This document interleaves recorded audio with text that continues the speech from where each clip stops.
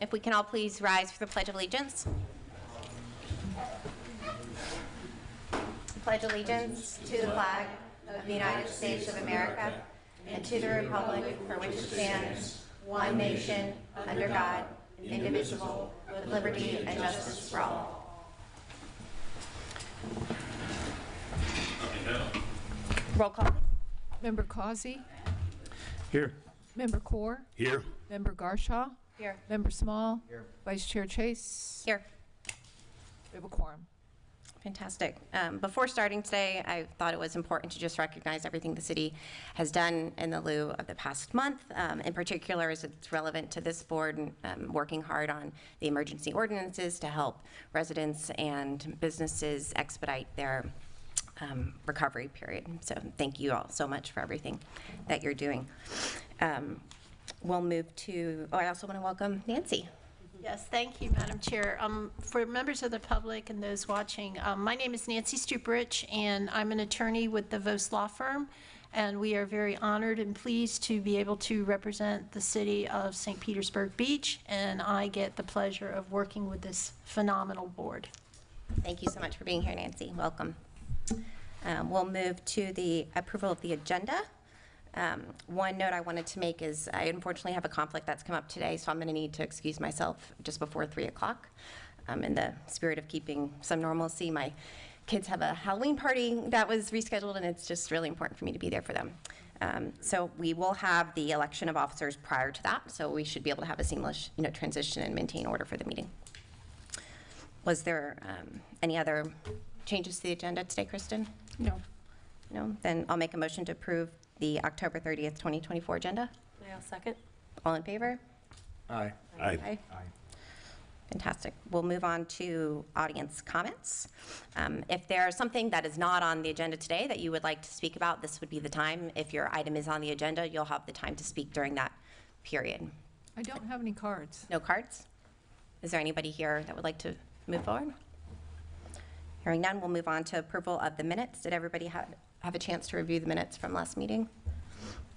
Yes, I do have one kind of minor edit that is, I'm going to decide what page it would be on, but it's after the case number 24042. There was a comment that was made that was about me, Member Garshaw. So, and I just wanted to correct that it's actually the Don Cesar Place, but it's actually Property Owners Corporation. It is not a homeowners association. Property Owners Corporation. Thank you. Any other changes or comments on the minutes? No? Do we have a motion? I move to approve. Second? Roll call, please. Member Core? Member Garshaw? Yes. Member Small? Yes. Member Causey? Yes. Chair Chase? Yes. Motion carries. All right, moving on to action items. Number 4A, the election of officers. We'll open it for board discussion. I make a motion that the board appoint Denise Chase to be the chairman of this Board of Adjustments. I second. I would be honored to continue to serve on the board and move into the chair position, but we definitely would like a vice chair beside me. Would anybody like to volunteer or make a motion for that role? Do not need to approve on you. I'm happy to step in and do the vice chair unless somebody else is dying to do it. Okay. Fantastic. Okay, can I just ask a question? Sorry about that. So we had, as far as the appointment of the chair, we had a motion, we had a second. Yeah. How about a vote on that motion? We need to can we do the vote together, or do you want them to have being separate? The maker of the motion would amend Motion made, yeah. to add, I'll make the amendment to that. and will this person who's second also agree to the amendment? Yes. Okay, one vote. Perfect. Roll call, please. Member Garshaw? Yes. Member Small? Yes. Member Causey? Yes. Member Core? Yes. Vice Chair Chase? Yes. Motion carries. Fantastic. Moving on to action item 4B, approval of the board meeting dates. Kristen provided all of those to us in advance. Did everybody have a chance to take a look? Now would be the ideal time to go ahead and move any date if you are anticipating any vacations or things coming ahead. I know for myself, potentially the June meeting, but I don't have anything firm, so I wouldn't want to move it based off that for now. I have nothing based No? last year. Gentlemen, how did your calendars look? Okay? We're all good. All good? All good? All right. Motion to approve with no changes the meeting dates for 2025. So moved. Roll call, please. Did we get a second? Second? Member Small? Yes. Member Causey? Yes. Member Core? Yes. Vice Chair Garchow? Yes. Chair Chase? Yes. Motion carries. Right now, let's go ahead and swear everybody in. Clerk, if we can, for those that will be testifying today, we'll need to swear you in prior to you approaching the board. Anyone who will be speaking to the board or making a presentation needs to be sworn in. Please raise your right hand. Do you swear or affirm that the information or factual representation that you are about to give or present to the board is truthful? I do. Thank you. Thank you, City Clerk. Before moving on to our first case, number 24054, 120 60th Avenue, if we can disclose any ex parte communication, starting with Member Small. I've had none. No communication, just drive by. None for me either. None for me. And none for me. So, Madam Chair. Yes. I would also like to ask at this time if any of our board members have any conflict of interest that would prohibit them from voting on any of the items that are on your agenda today. And the reason for doing that at the beginning of the meeting is just to make sure that we have a quorum that would be able to vote on that particular item when we get to it. So that said, does anyone have a voting conflict? And that would be a conflict under Florida law, the Code of Ethics, where you have some type of personal interest in one of the matters before you. Okay, so I guess let the record reflect that everyone is shaking their heads no. Okay, thank you. Absolutely. So moving on to case number 24054. Kristen, Brandon, That would be me for this one. great. Did you have? Yeah, so Oh, no, we'll have the city present their case and then we'll invite you up. Thank you. I think generally it is the burden of the applicant to come forward first. However, the city oftentimes, not only in this city, but in other cities as well, will give a brief introductory comment. So that way, members of the board, the public, everyone is aware of what is going to transpire. And then the applicant will make their argument and then staff will respond. That's Is that okay? historically, yeah, that's historically how we've proceeded. So if you're comfortable with that, Nancy, we'll move. Okay, if I could have the PowerPoint, please. Okay, so good afternoon, Kristen Coleman, Senior Planner. This is variance case number 24054. The property is located at 120 60th Avenue. The request is for practical difficulty variances. Michael Keller of Fraze Designs requests a 4-part variance to A, removal of existing carport and construct new 11-foot by 7-inch by 40-foot in length by 8-foot high carport with proposed side yard setback of 2 feet where 6.7 is required. B, installation of a 12.5-foot by 33-foot long patio area with side yard setback of 1 foot where 2 foot is required. Replacement of existing 112 square foot residential storage building where a maximum 80 square foot is permitted. And last but not least, proposed residential storage building to have overall height of 9 feet where a maximum height of 8 feet is permitted.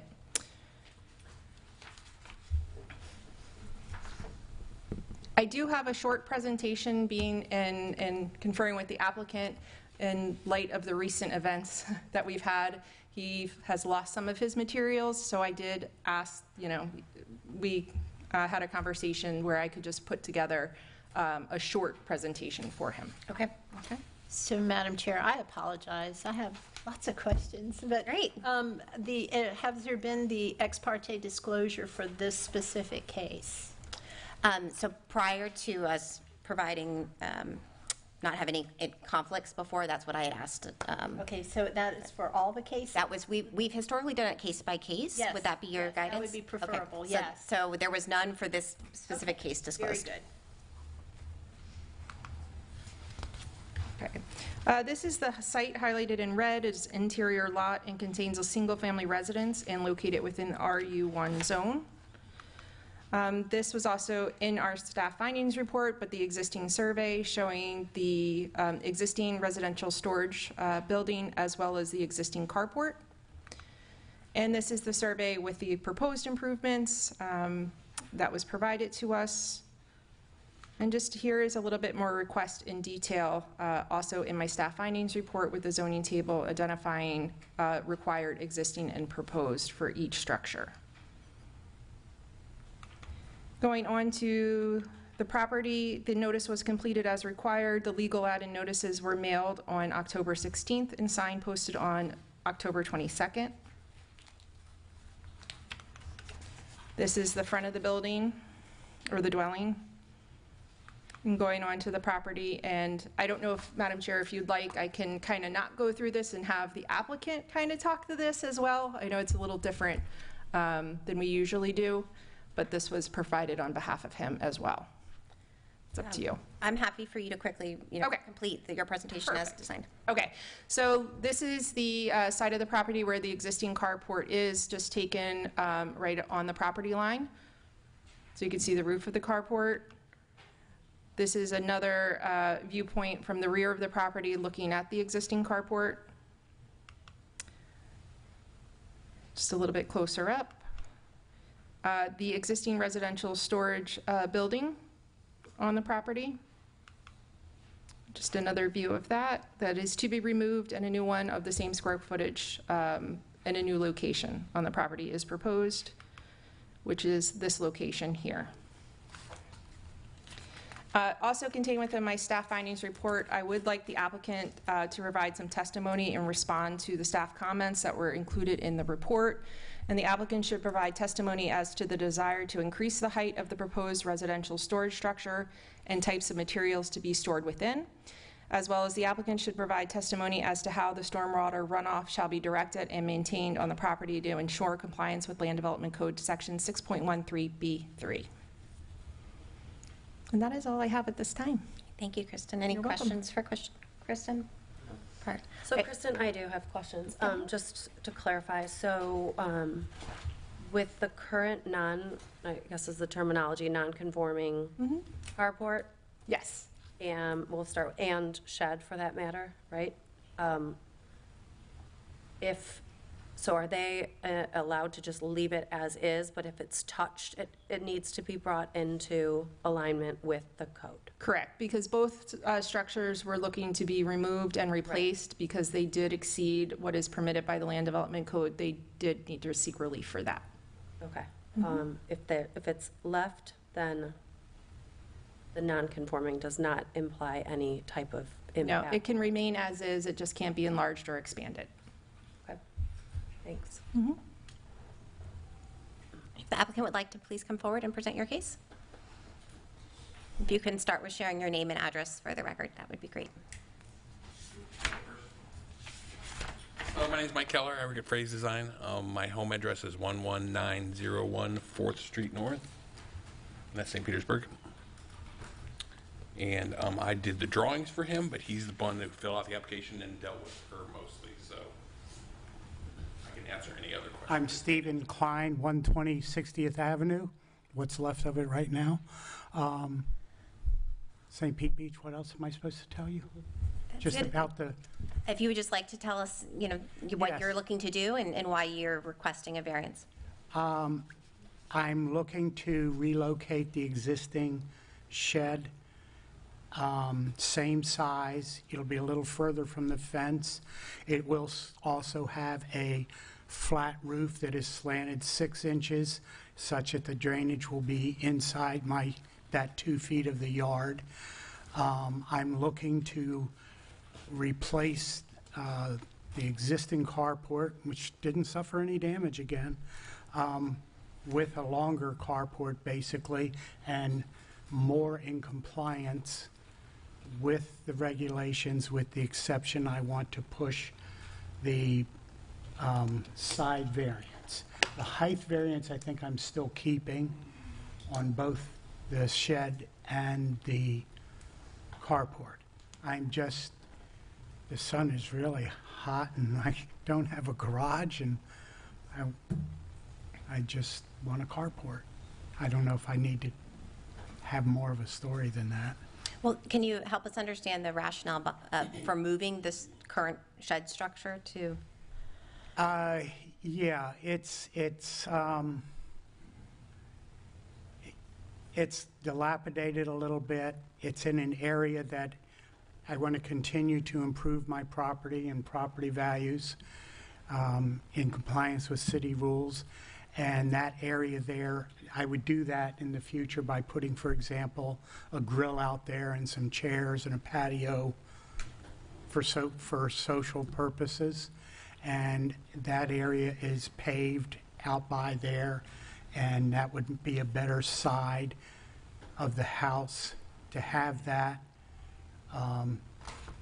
than the other side, basically. You said what's left of it when you commented on your address.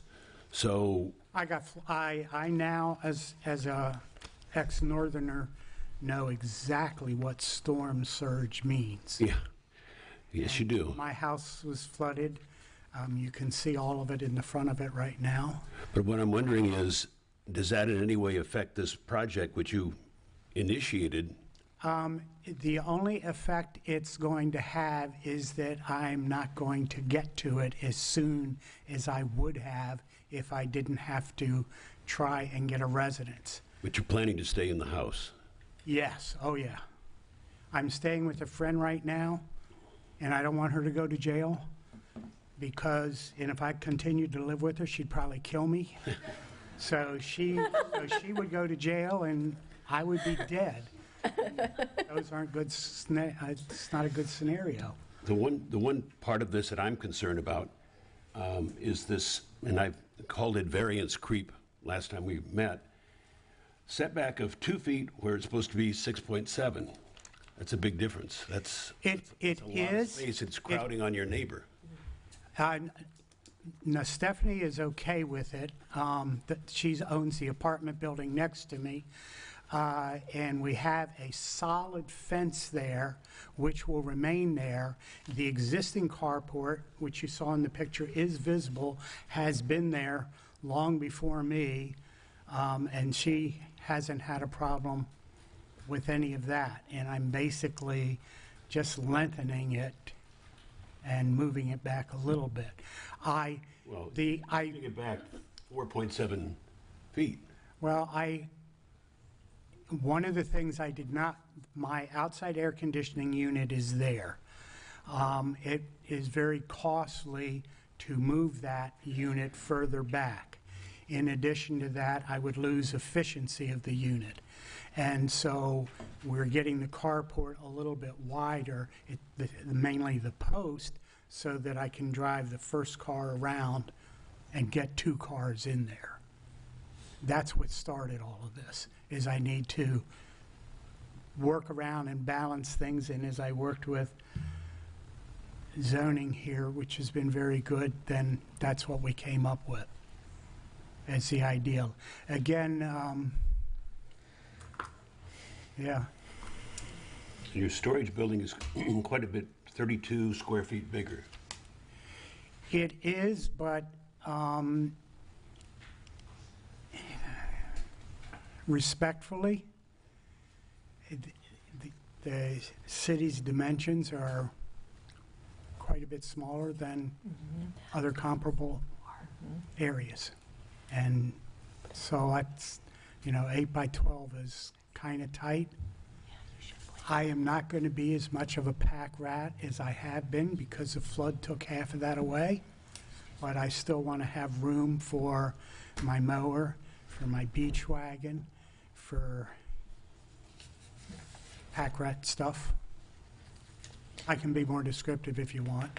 Members, if I may, with regards to the setback and in my staff findings report, the existing carport has a setback of 0.77 feet where 2 feet is proposed. So he is looking to actually bring that in a little bit more so to try to meet compliance than what is currently existing. So he is moving it in some on the carport side. And with the, except the carport and shed and garage, I think, have similar rules. And this is a carport, so it has a piece in the air that's going to infringe. On the ground, you're only going to have 4x4 or 6x6, I don't know what they decided, posts that are really encroaching. So for the most part, that area is open. And it's not seen by the neighbors. I have a couple questions, unless you still had some more? No? Okay. So, thank you for sharing some of the background. So I understand with the carport, the patio, side yard setback, it's required to have 2. Why, I guess, what's the hardship to go, why do you need to go to 1? For which now? For this patio side yard setback? So that was For noted. the concrete, Concrete under the carport. correct. Oh, Okay, so from that standpoint, that one has a 2-foot requirement. You're proposing taking that down to 1. Is there any reason you couldn't? it was mainly so that we could put the post on concrete. Yeah, you'd need footers for posts, right? Yeah. Oh, that's in the, he drew those in the Right. plans. Would you have to, though, extend it? I mean, I don't know, that you would have to have an extension of another foot. The only reason that we went out as far as we did goes back to the air conditioner, which was in the picture, and that if you put the post at your, whatever it's supposed to be, without the variance, you would not be able to drive a car and park it back there. I would only be able to have a half a carport. So we're really moving the post so I can use it as a 2-car carport instead of a 1, without the burden of an expense of moving the air conditioner and losing the efficiency. I'm an accountant. I don't know the technical stuff, but evidently there's a certain distance from the one air conditioning unit and the one outside, the inside and outside. I got names for each, I don't know them. That if it exceeds that distance, then you lose efficiency, which means your air conditioner runs all the time, Right, understood. and you may not get a cooling temperature. I Okay. believe if push came to shove, the 1 foot could be made 2. Okay. And then in terms of the storage shed, so 2 questions on that. One, what would be the real hardship of adhering to the current code of 80 square feet and an 8-foot height instead of your request to go to 9 feet and 112? I'm not sure I understand what the hardship is. I'm not sure. I hear what you're asking. I guess I need space. I'd be better off to just leave the shed alone than go smaller, honestly. And I don't know, maybe I have to make that compromise. Okay. I hope not, but maybe. I don't know. Okay. Any additional questions for that? You got the bullets. I only have the gun, so you know. It's like the IRS. Well, I got to let you use the gun and pray you don't shoot me. we don't shoot people here. I All right, promise. good. If there ever was a time that we understand zoning, it would be now because of what we've just been through, especially with the wind event, second Milton. I have things in my backyard that I have no idea where they came from, and probably a lot of you do too. Yeah, I do. But the reason we have zoning is so that we are farther apart, so that if your shed tips over, it doesn't crash into the building next to you and that kind of stuff. And we've seen it, literally seen it happen this last week or 2 Yeah. weeks ago. So I- that's my one concern, is that Okay. boy, this is a time that we understand why zoning exists. I would say that my shed wasn't damaged. My fence got a little bit. But I generally am pretty sheltered because of that big 2-floor apartment building between the Gulf and me. You So- are, but the apartment building maybe isn't. They're not, but no, they're not. But the damaging winds generally are coming from the west, not the east. I think it's a great point to keep in mind, and we've learned a lot over the past couple of weeks, and those are all factors that We learned help the us hard way. help us understand why we have the codes that we have, and we take No, I all the into understand considerations. why you have the codes. I had a business up north. I was regulatory compliant.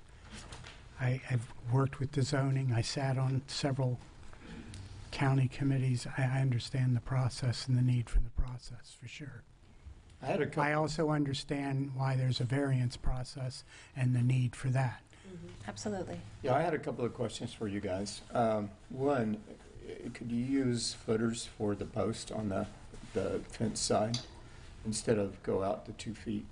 And The carport was designed by a carport company, yeah, so it's up to them kind of to decide that. yeah, I'm pretty sure you they could can use. do that. I think you could use footers, like you say, going from 1 to 2, and that would be purely so there's more surface area for the water to run it soak down into the ground.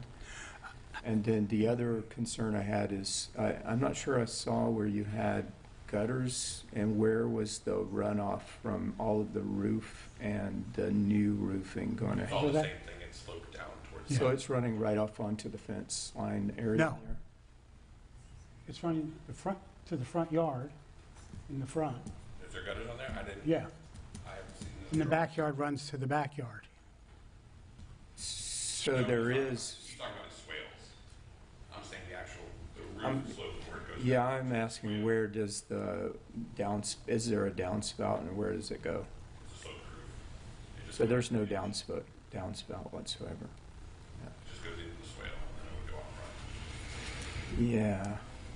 Oh, So the roof water is pretty much running off right into the neighbor's property as well then?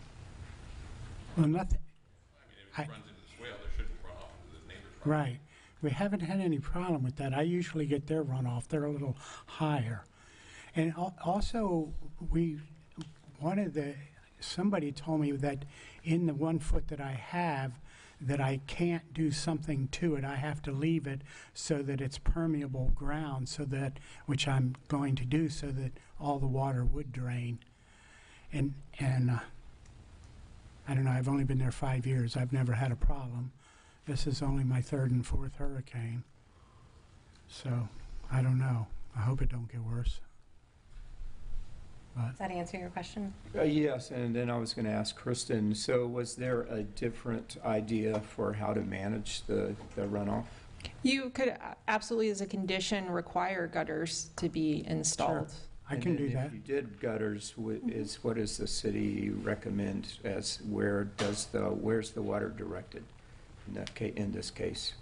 So it wouldn't be towards the property line. It would be either, depending on how the roof line, and it could be the gutter company designing it as well, that it would either go towards the front, but then you do have the concrete, or towards the rear.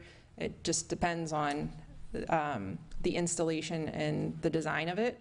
But as far as zoning staff, if that was a condition you had, I would go out before the issuance of a CO or the final inspection to ensure that they were installed as per your condition. And I'm okay with that. Yeah, and it also doesn't sound like there's a problem if the property next door is higher than this anyway.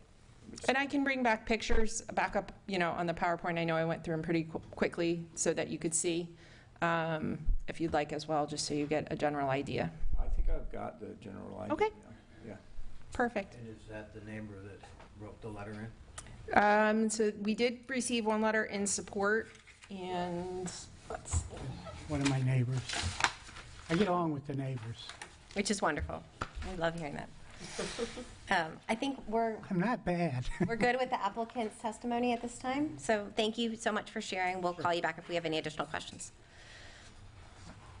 At this point, if there's anybody that's here to speak on behalf or in opposition to this case, now would be the time to address the board. Hearing none, we'll close public comment and open for board discussion. I do have one more question. I don't know if I should just direct this to Kristen. I know she's researching. That's okay. I can multitask. Okay, great. I know you can. The impervious surface ratio worksheet, I mean, this is a significant jump, right, is what's being proposed to go from 36.92 to 58.5. 70% is permitted, so he's well within that. Got it, thank you.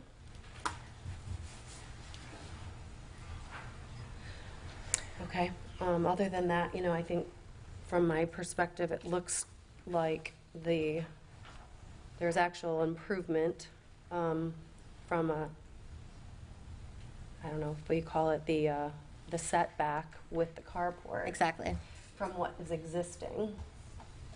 And the storage building or shed, that one is a little bit, from my standpoint, I don't know that I appreciate the hardship in elevating it another foot.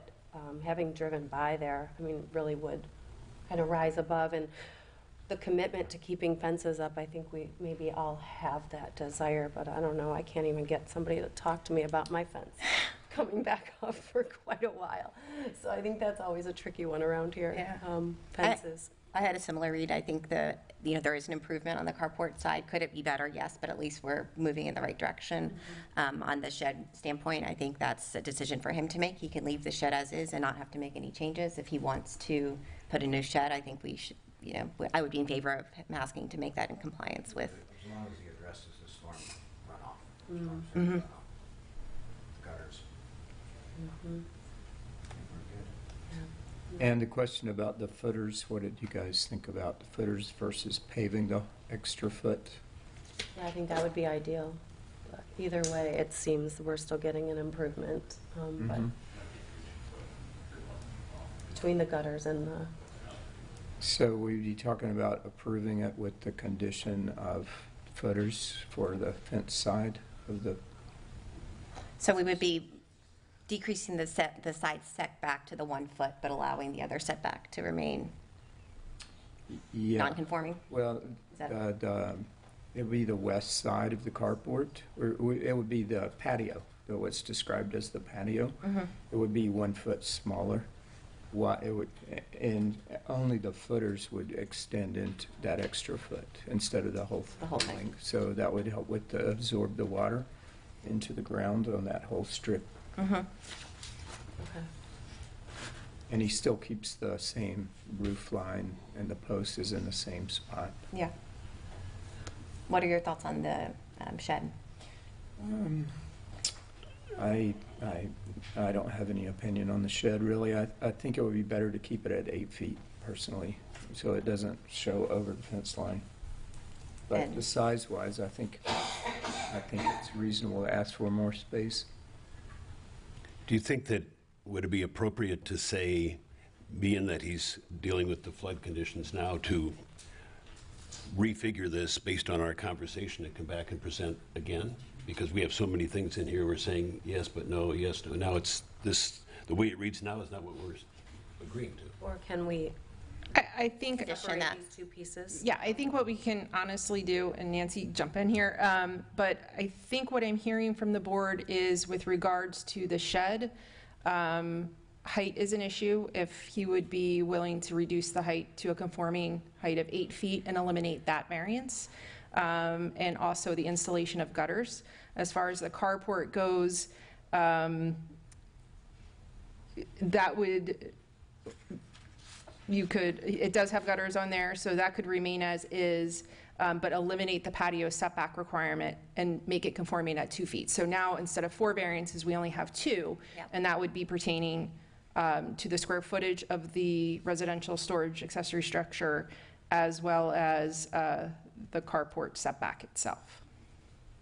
So the Am way I you're correct? articulating it is 2 variances. 1 is for the carport and the patio side yard to be at 2 foot And 2 foot is conforming, so, with, I thought it was 6.7. no, that's the carport itself, it's setback, Okay, yes.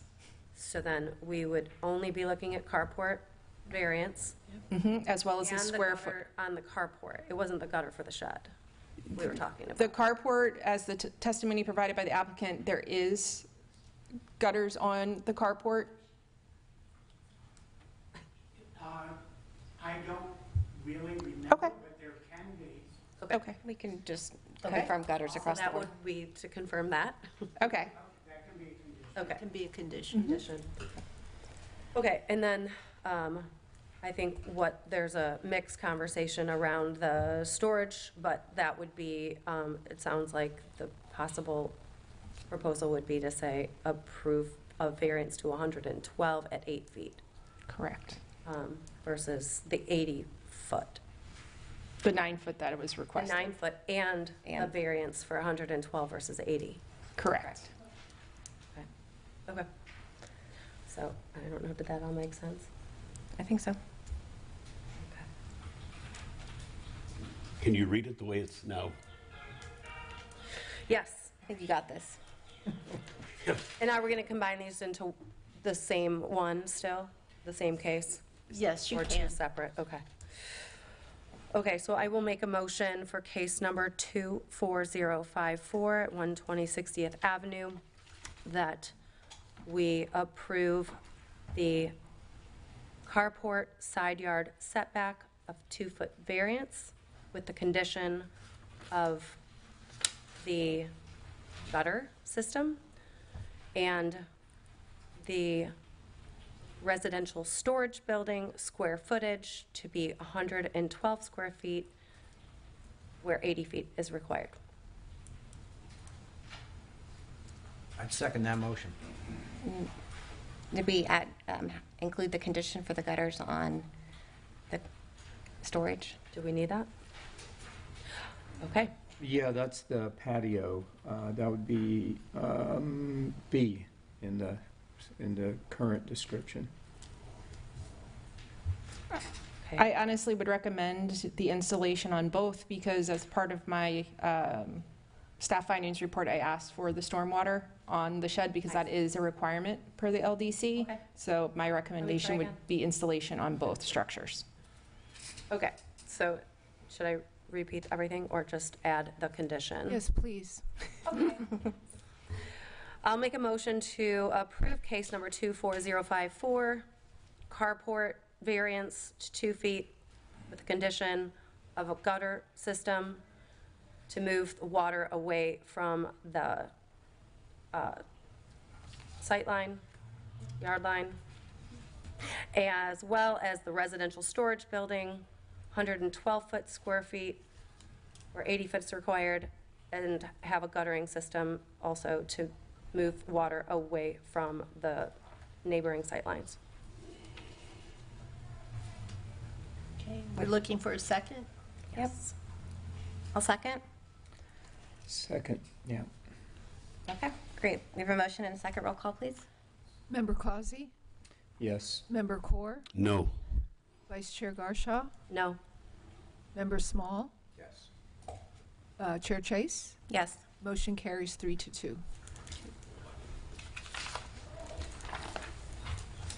Right. Moving on to case number 24060-315 Corey Avenue. If we could first review any ex parte communications for the board? Nothing? None? None for myself? None. Done a site visit, but haven't we all? Haven't we all? Prior to hearing from the applicant, we'll discuss an overview with the city, and then we'll call you up for.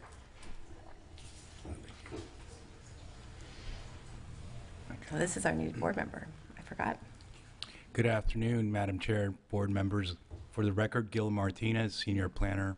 I recently came on board with the city and I'm very excited to be here, and I look forward to working with you as we proceed. Welcome. Great to meet you. Thank you. The case before you today is case number 24060. It is an unnecessary and undue hardship variance. The applicant, John A. Bedoziak, for 315 Corey Ave LLC, requests a variance to reinstall 2 illuminated marquee signs, 2 illuminated playbill signs, in addition to the existing illuminated blade sign, allowing for a total of 5 commercial signs where 3 are permitted, and allowing all 5 to be illuminated along Corey Ave where none are permitted to be illuminated. The structure is a historic structure. It is very unique. I believe that it was August 1st of 2024, this year. This item came before the Historic Preservation Board for a certificate of appropriateness, and it was granted. Can I bring the, how does this work? May I have the overhead, please? Or the Magic. the PowerPoint, I'm sorry. Nope, wrong one. You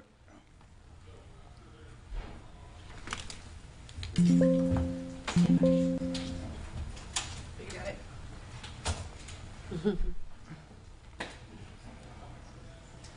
Trying to skip ahead on this. There you go.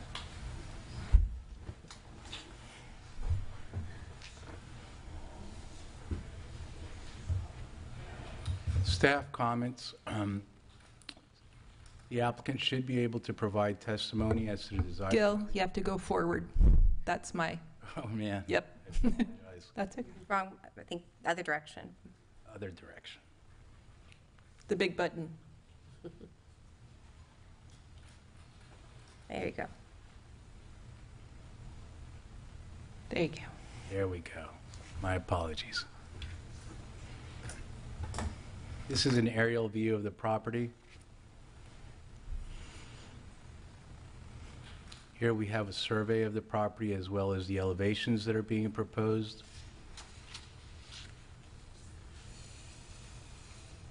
That doesn't belong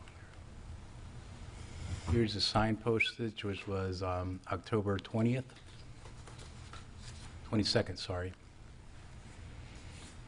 This is the existing building.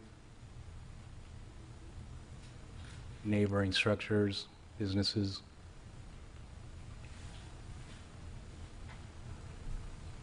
It's currently under renovation.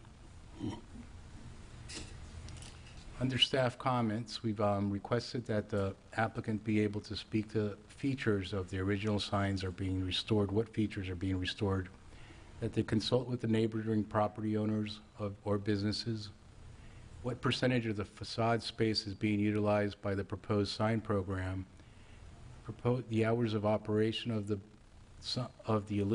hours of operation of the business and anticipated timing for use of illumination, and any photos, documents, or testimony associated with the structure as it relates to the requested variance. With that, I will turn it over to the applicant to. Okay, thank you. And Madam Chair, if I may, we did receive one letter in support. Wonderful. The applicant would like to come forward and provide your name and address for the record and share your case with us.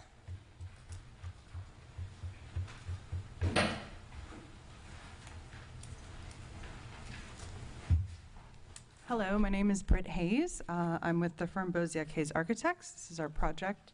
I'm here with the owner. Hi, I'm Hannah Hockman. I'm Matthew Thomas with Thomas Sign and Awning Company. I think it's been pretty fairly characterized in terms of the requests that we've made today.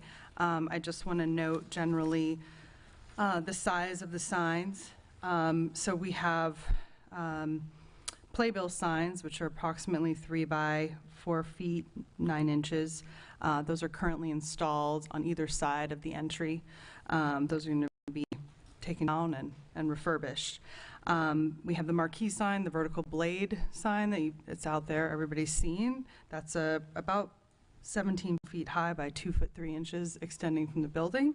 The illumination components are going to be restored on those.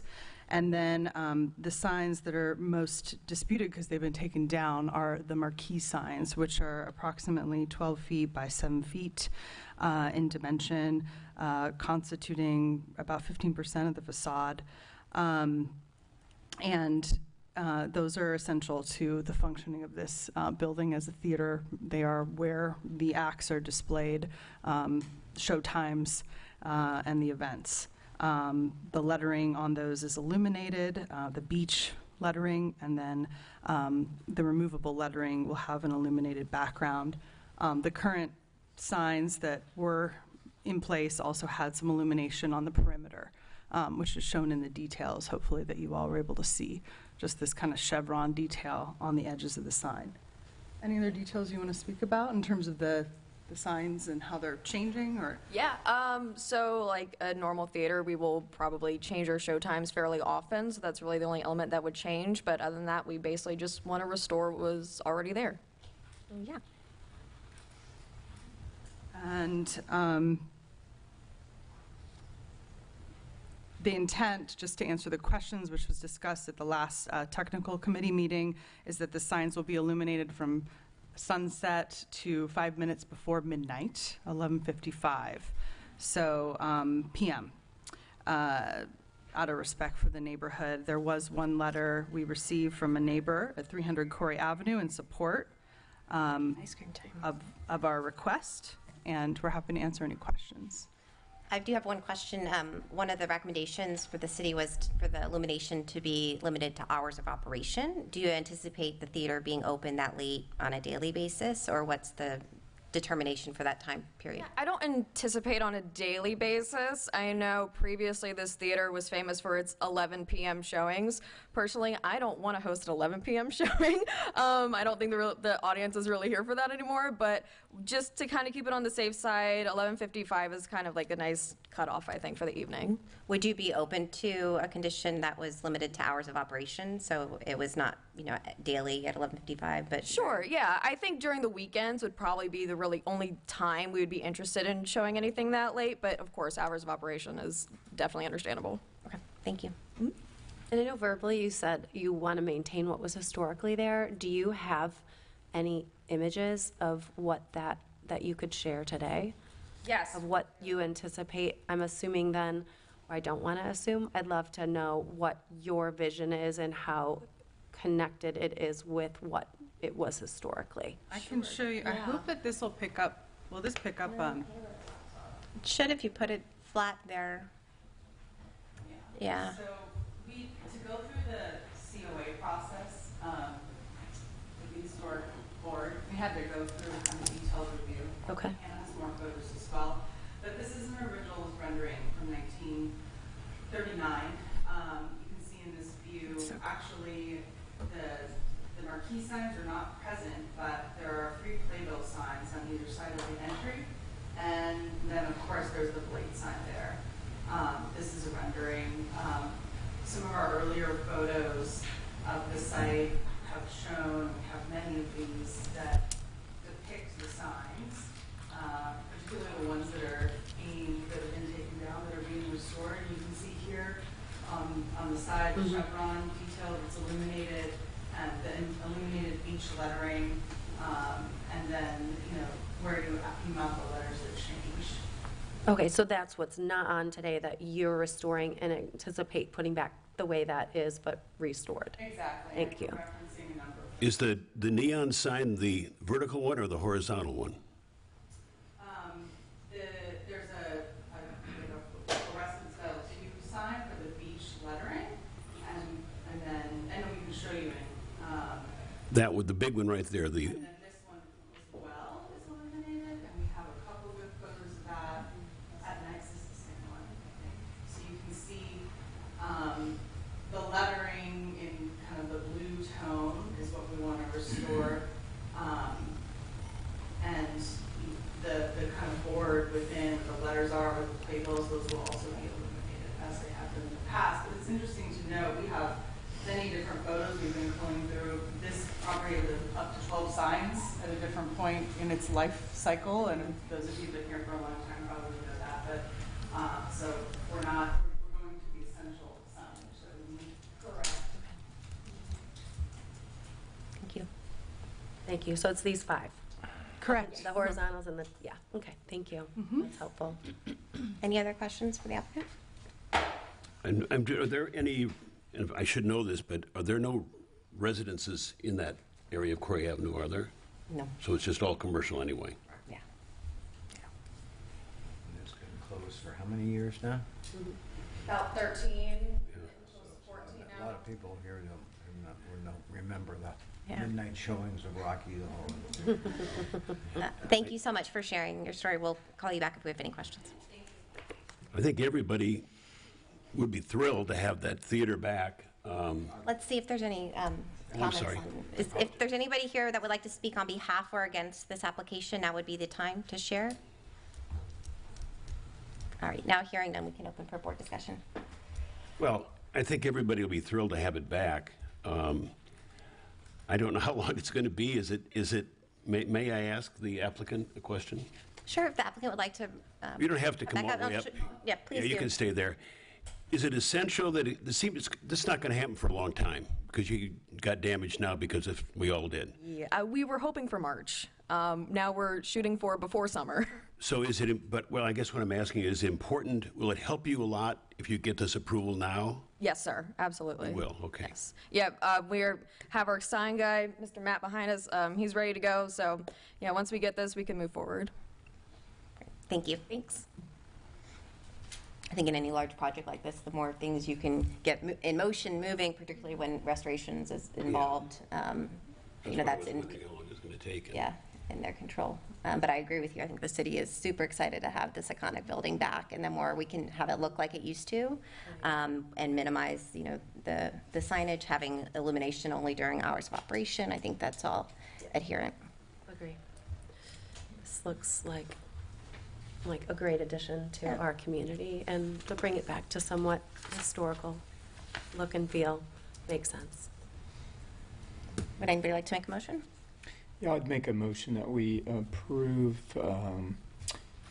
case number 24060, 315 Corey Avenue, as it's presented. I second that.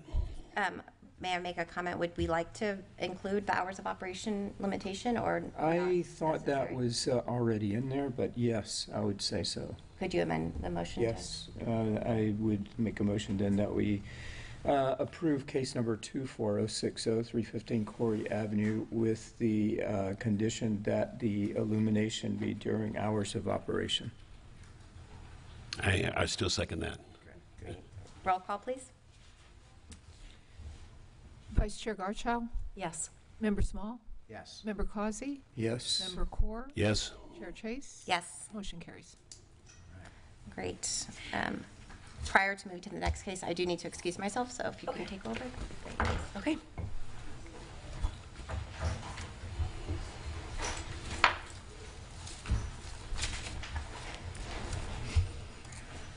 Thanks for showing up. Thank you. Have fun. Okay, moving on to case 24061, 1950 Passigrow Way. Brandon, welcome.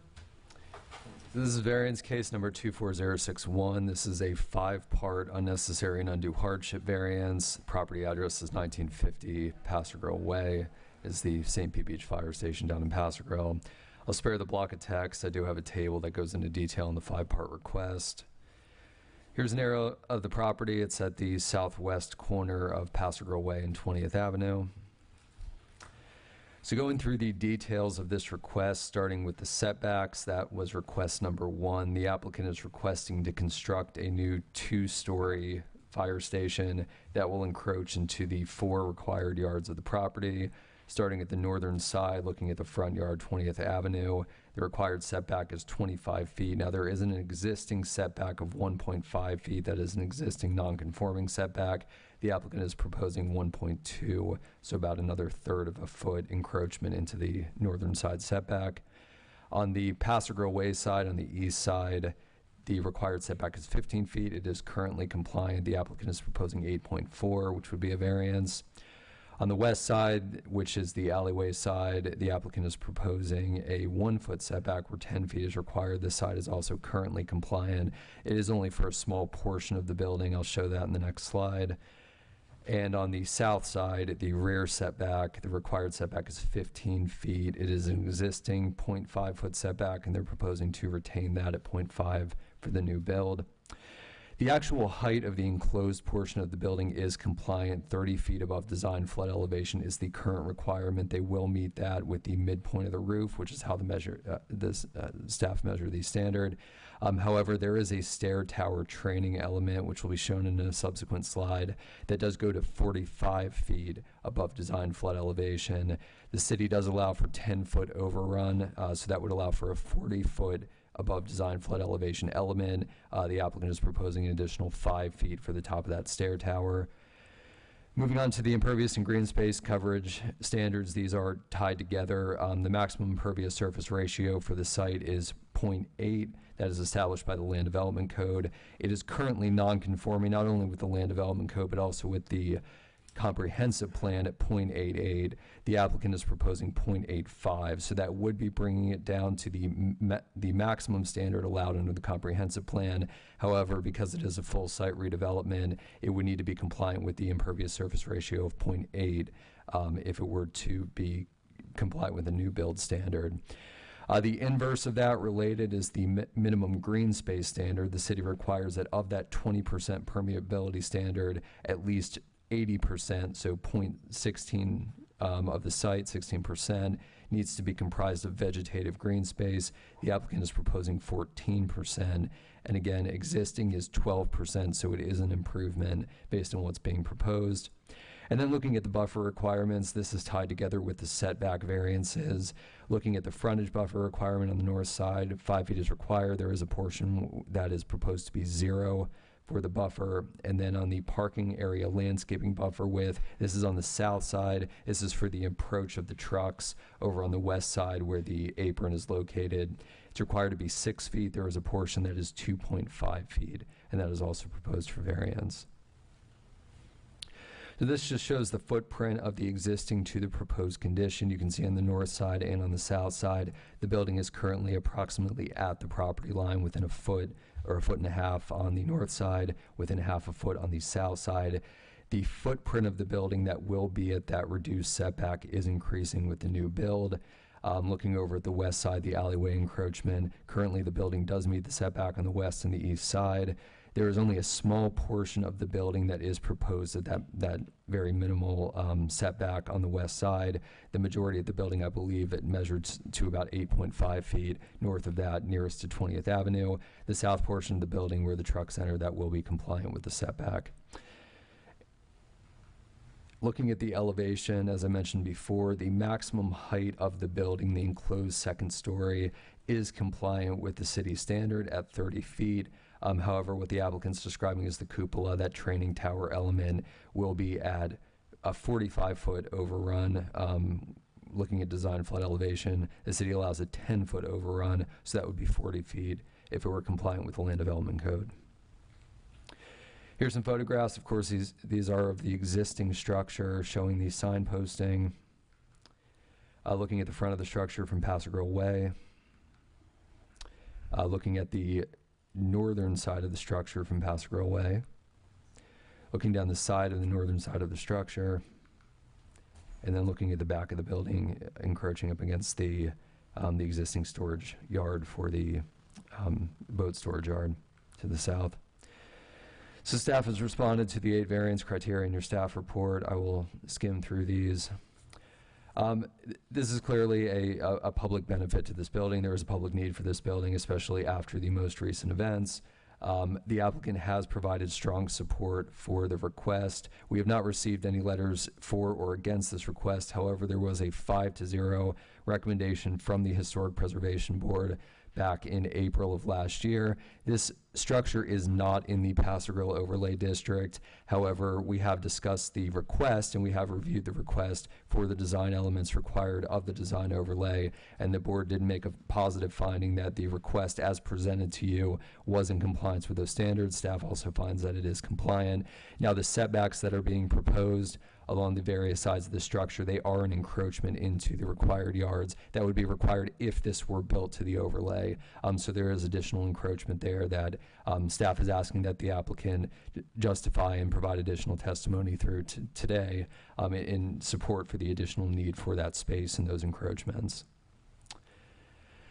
So staff made a recommendation, staff has proposed 3 conditions if the board moves to approve this request related to mitigation of the loss of green space and the increased impervious surface ratio. The city holds itself to a higher standards in terms of LEED redevelopment. We do require through LEED a silver certification for any new developed building that the city constructs. One of the elements of LEED is called sustainable sites. That's related to mitigation of any kind of new building improvements to the site. It can be through green roofs, through cool materials on the roof that help to mitigate the heat island effect. And given the additional impervious surface ratio, we would recommend that as a condition if this is something that the board would move to approve. We are also recommending that there are some minor elements that have changed between the original design that was shared with the Historic Preservation Board and what is being presented to you today. We are just recommending that this be brought back for commentary from the Historic Preservation Board.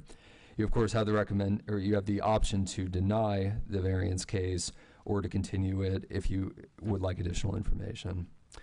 So we have both staff and the applicant present. I know that they are able to speak to this in more detail, and I'm available if you have any questions. Any questions for Brandon?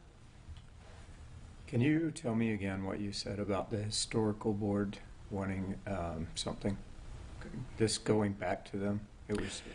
There were some minor element changes between the original review in April of last year and what is being presented to you today. We typically share these items, and we've committed as a city to sharing new development with the Historic Preservation Board when it's in the Paso Grill overlay, and we would just present this back to them regarding the new design elements that have been included. There's a new balcony on the northeast side. There's a few other minor design changes that have been made. We just want to take it back to them for certification that it still meets the design criteria. So we should wait for that?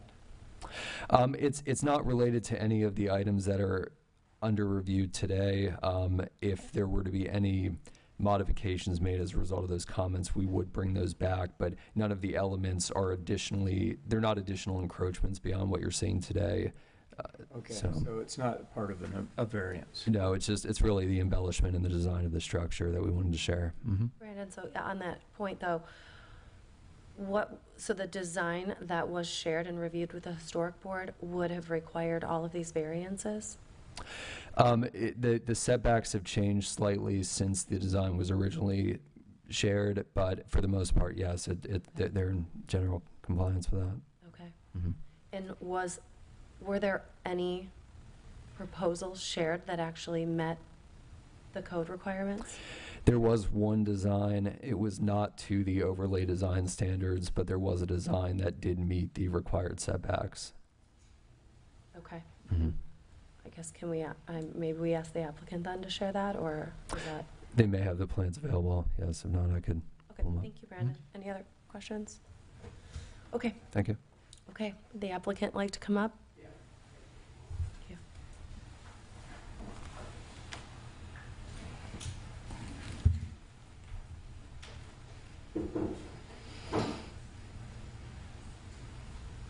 Good afternoon, Vice Chair, Madam Vice Chair, members of the board. For the record, I'm Todd Sweet. I'm an architect with Sweet Sparkman Architects, and I'm here with Dustin Ballard. He's our civil engineer with Kimley Horn and Associates, and also Cole Mears is our project manager. So if we can pull up the PowerPoint, I can give you a little bit of brief. And I understand that we're asking, we've got a tall order ahead of us, but I'd like to go through and explain the hardships and the reasoning and the timeline and the history of the project. And if you have any questions along the way, please fire away and we'll answer as we can.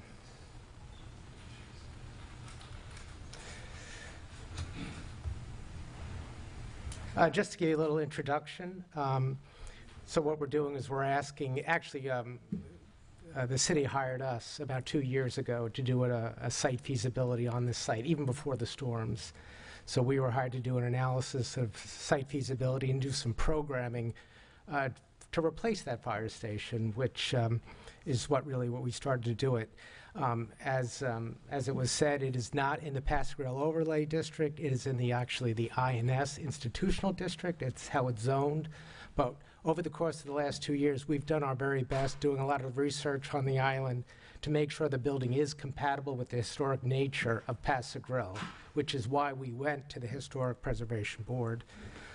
The existing fire station, which was built in the 50s, really does not meet the standards of a modern-day fire station. Just to give you a little history of us, is a lot of our business is based on designing fire stations. In fact, we do them a lot on historic barrier islands. We designed the Captiva Island Fire Station. We designed the Boca Grande Fire Station. So this is kind of our niche. And I'll tell you that we're really going from what is about a 5,000 square foot fire station to about a 10,000 square foot fire station, because the current fire station does not meet the modern standards of fire station design. It's got group group sleeping facilities. It's got group bathing facilities. It doesn't have spaces that we typically put in modern-day fire stations for cancer prevention and new standards that we see for fire station design. So even at a 10,000 square foot fire station, it is still a modest building. So we are trying to pack all of this into a very tight site, which is the reason for some of the hardships and some of the requests that we're making. This gives you a little bit of the project history, where we started in June of 2022 and where we were contracted for phase 1. And as you know, that the city has had some turnover in staff, so this is why the project has been delayed. This is why it's been designed in several fashions, so we're really trying to now streamline that, because the building, not yet condemned, but likely will be condemned. It's really uninhabitable right now with all the damage that it has, so they desperately need a fire station to serve the community of the south part of the island. So in this preliminary phase, we did asbestos, topographic, geotechnical, so we can really understand all the criteria that we'd have to work with. And then we've really completed the site assessment and concept design in March of last year. As it was discussed, we did present to the Historic Review Board meeting. We also presented to the City Council in April of 2023 to bring them up to speed in the design that you're really seeing today, with some very, very minor modifications. And just to go back to a little bit of the history and where we've delved into, so we've really modeled the context, and with the understanding that we would be asking for variances, we wanted to make sure that the building is still compatible with the surrounding context. You know, when this building was built, it was really predated a lot of zoning codes. So that is why the current building does not meet zoning regulations. It doesn't meet setbacks. It doesn't meet ISR. It doesn't meet landscaping. All those requirements of the zoning code, it's not meeting them. And we're not meeting them, quite honestly. It's why we're here asking you. But we're trying to do better. So although we don't meet landscaping, it's better than what it currently is. Although we don't meet impervious surface ratio, we're making it better than it currently is. We are asking for variances along the way. But when you're trying to design a 10,000 square foot building and putting it on a tight site and provide all the public safety for the citizens, sometimes we have to ask for variances due to hardship. This just goes over some of the things, some of the inadequacies that we did see. In addition to not being really a modern-day fire station, the fire station also doesn't meet current hardening requirements and doesn't meet current FEMA requirements for elevation. So that's another reason why we're elevating the building now. You're going to have to take stairs to get up to the habitable level. That takes up more area of the site to do that, for example.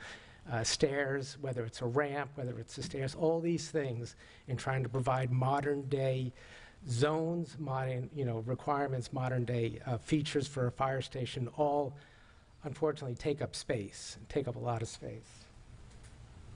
So we are asking for 4 variances. And I think we want to talk a little bit about the height, because we submitted the tower height.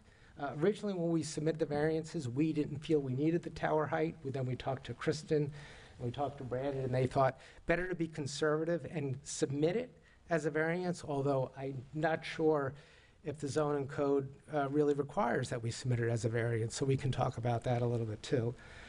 So we are submitting those 4 that Brandon did discuss.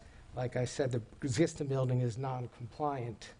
So with that said, I'm going to let Dustin come in here and talk specifically about each of the variances and why we're asking for it. Thank you all for your time today.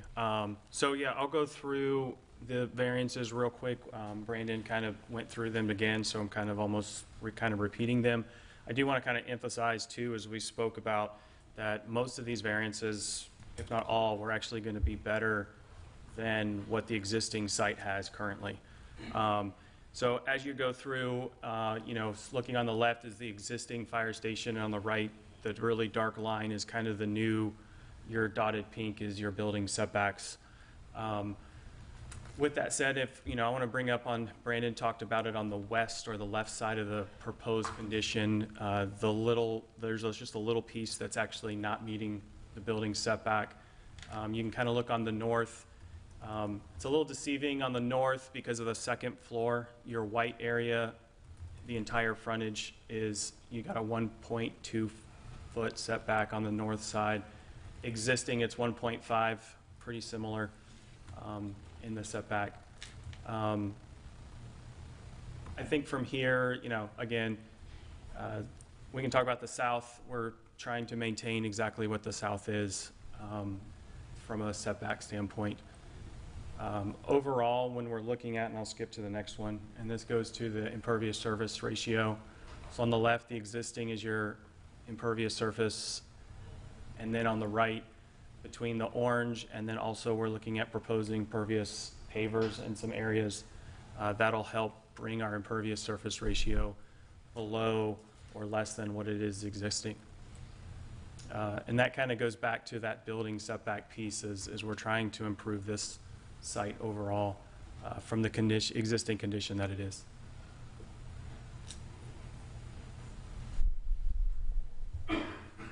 From the landscaping side, I think this is just kind of a piece that comes about with the size of the building that we're trying to fit on the site.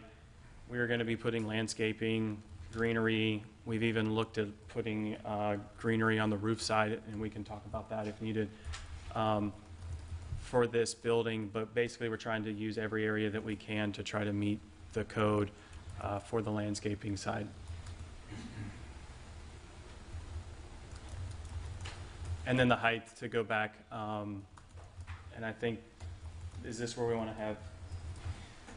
Maybe we can talk a little bit more about the Okay. height, but if you go to the next slide. Right now, we need a stair tower for means of egress out of the second floor.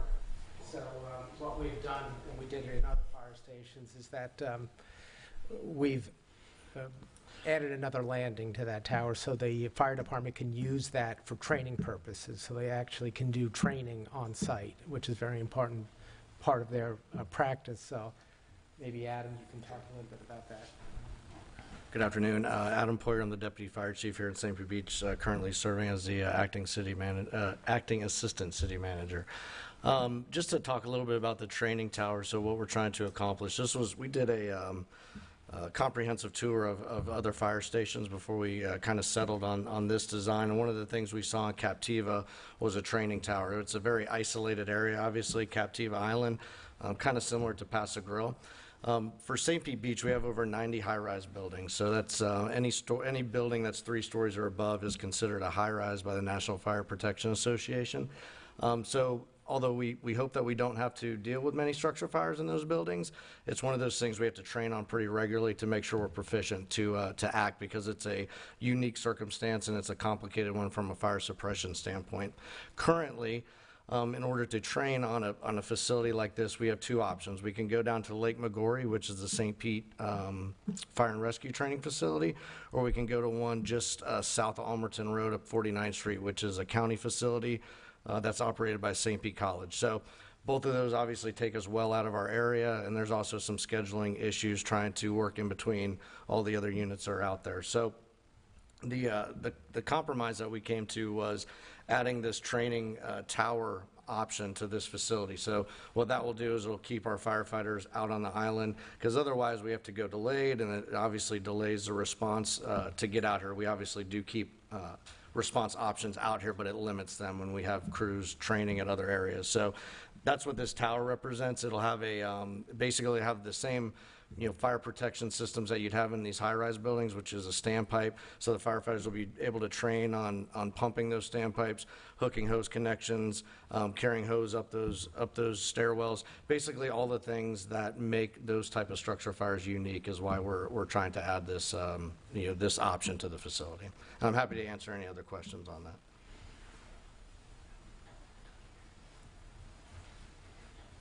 And as part of the variance package, we're also including the elevations for the building, all 4 sides of the elevation.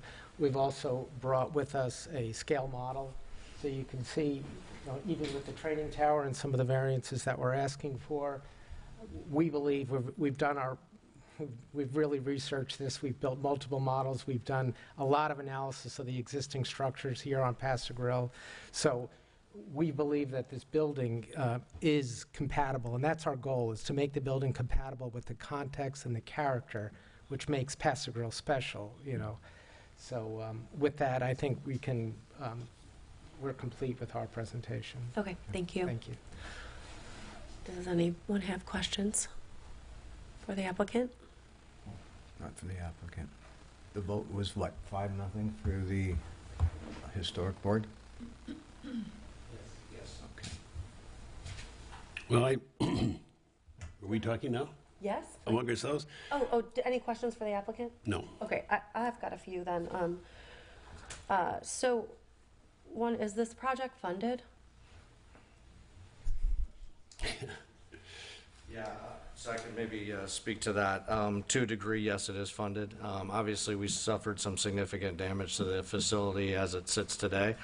We had about 4 foot of water in our current structure, so as unfortunate that is, and you've probably seen the temporary fire station that's set up just south of the Don Cesar, but as unfortunate as that is, it does open up some funding options and possibilities that we're exploring right now that we feel pretty good about, but that's kind of a work in progress. We do have a $2 million appropriation from the state that we received about a year ago, which we're still in the process of. We have that money, so that is money that can be spent for it. So the rest of it's kind of a work in progress. But again, we feel pretty comfortable based on the events that just recently happened that we'll be able to get to that point. Okay.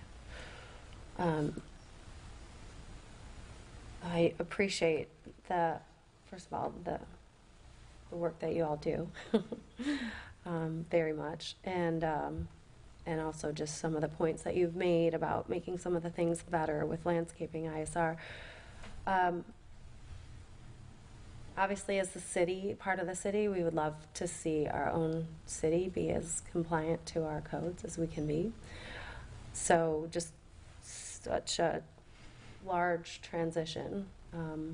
Let's do the right things right when we do make a commitment to investing. But some of the questions I guess I would have, like, it looks like the drive-through bays are also something that you feel is a absolute requirement to have, or that could be something that could be looked at differently to allow you to meet different standards? Yeah, certainly. So, basically the highest risk thing we do in the fire service is back up those apparatus. So anytime we can eliminate a backing scenario, we try to do it. We obviously have significant policies in place because if you look nationally, that's one of the biggest things, one of the biggest incidents with fire apparatus, emergency apparatus is backing is a very high risk maneuver. So, to design a station, a modern day fire station, we try to avoid a backing scenario any chance we get, especially because every time that apparatus leaves, it would require it to back in. So, and I'll just give you we basically focus on health and safety, not only of the firefighters, but of the community when we're doing these things. That's a very pedestrian-friendly area, so you always have people on the sidewalk. So to circumvent that and to protect the community, we always have one of the firefighters get out of the vehicle to back them. That's just part of our policy. But, in Florida, we have rain, we have thunderstorms, so, we try to limit the amount of time that they have to do that. So certainly that was the thought process of this design to ensure that. That's what you're doing today, though, correct? We have a pull-through bays right now today as well, yeah. Your trucks command a presence, so I feel like pedestrians will pay. Some do, some don't. So. And if I could just speak just a couple other things while I'm up here, because you mentioned, it is basically double in the size of the current facility, right? So, some of the things that Todd mentioned so well is it is like for like, but it's 1950s versus 2024. And, one of the things we're proud about is the diversity of our workforce that just wasn't here in 1950s. So it allowed some of those large sleeping areas, shared bathrooms, things like that. But with the diverse workforce that we have now, we've transitioned to separate sleeping areas for privacy and obviously separate male and female bathrooms. In our fire stations, we've converted our newest, it was built in 1980, but our newest fire station's been converted to those. So we do have separate sleeping facilities, separate restroom facilities. So that's that's kind of some of the stuff that adds to the size and the scope of this, is basically bringing it into compliance with what's required today. And certainly the other aspect of that Todd mentioned is the number one killers of firefighters right now is cancer. It used to be cardiac-related events, but it's cancer right now. So the station is designed with that in mind. So there's different areas that basically limit diesel exhaust as the number one contributor to firefighter cancer. So there's a lot of elements that tries to keep that out of the living quarters, and it just, all those things just add to the size and the scope of the structure, unfortunately. Okay. Training. So how much does that add to the cost? As far as the tower itself, so we would have to have the, and Todd, you can speak if I'm not accurate in this, but we had to have that exterior staircase anyway for egress, obviously.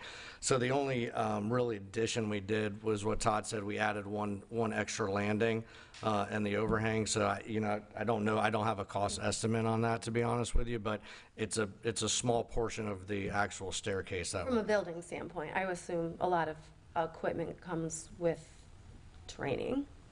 Yeah, the building itself, You have to fully equip your training facility there. Yeah, the only addition to that is that basically it's going to be a dry standpipe, so it's basically a piping system that has basically a way that you can feed the water on the bottom and you can pump the water out on the staircase. So other than all the other training equipment is what we already have that we would take to those other facilities and utilize. So, yeah, so it wouldn't be a huge cost addition. It would actually, in ways, it would be a cost reduction because of the time and the resources it takes to go to those remote facilities.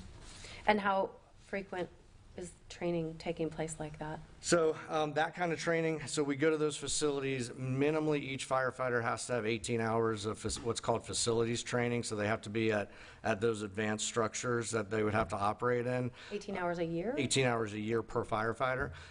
We obviously exceed the standard. All this ties into the Insurance and Services Office ISO rating. So your ISO rating is basically figured into your homeowner's insurance, so the lower our rating, the better your insurance rates are in theory. We're currently at 2 right now. Our goal is to get to a 1. We hope that 1 is the best that you can have nationally. It's probably less than 5% of the fire departments nationally have a 5 ISO 1, and probably less than 10% have an ISO 2. So we're proud of the ISO 2. We want an ISO 1, so we obviously train a lot more often than is required by that standard. Okay, thanks. And how many firefighters work out of this facility? So right now, minimally, there's 4 there, 24 hours a day. The max staffing right now is 5. Unfortunately, the current facility that's uninhabitable right now, we basically, in order to fit 5, we had 3 beds in an area, probably smaller than this area over here, just divided with shower curtains. So the temporary facility that we have right now actually has 6 bedrooms, which is more in line with what we're looking for here. So minimum 4, max is 5 at that facility, and it would stay that way. And just, one other question from me, maybe you can talk about, apparently there was a plan you presented, or the team presented, that would have aligned with the city requirements, and maybe what was the trade-off? Sure. So, and Todd can speak a little bit more on this, but there was an option A and an option B. This was option A. We did have an option B that we felt at the time fit within the scope and didn't need variances. We've now found out that it would have needed variances as well, so we truly don't have an option right now on the table that would require no variances. My understanding, sitting through the historical board meeting, and it also went in front of the commission that also voted 5-0 for this design over option B. It was just a very square structure.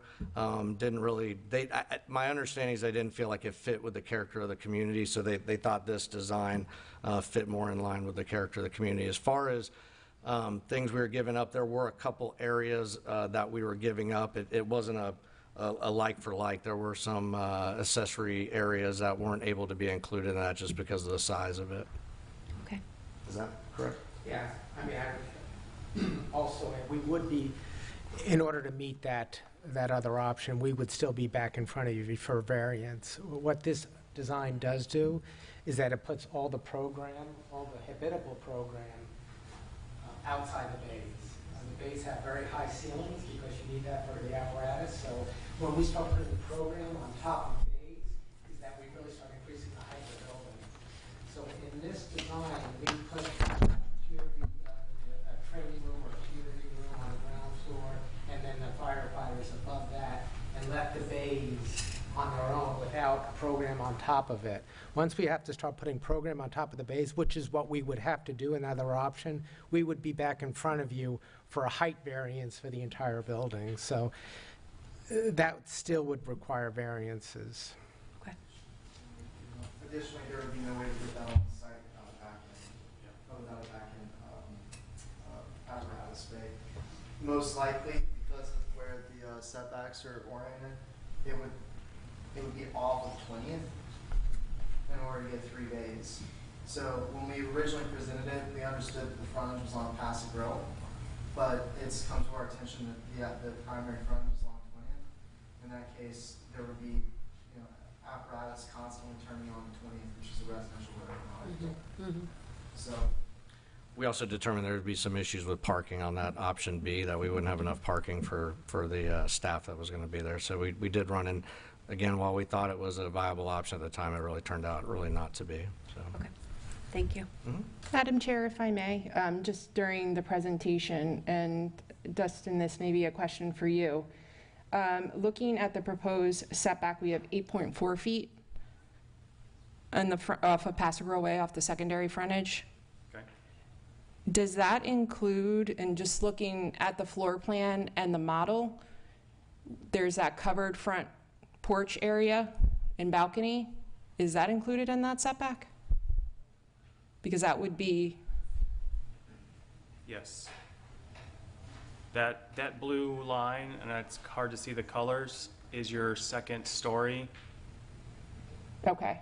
The stairs are not included in that setback, though, coming down to the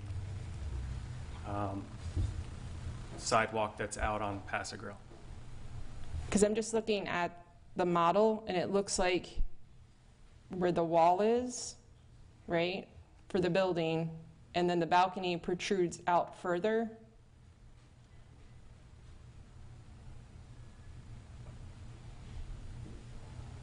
And it's not really showing here, but that second floor covers all the way down 20th Ave, right? It says, it's there, but it's not really shown.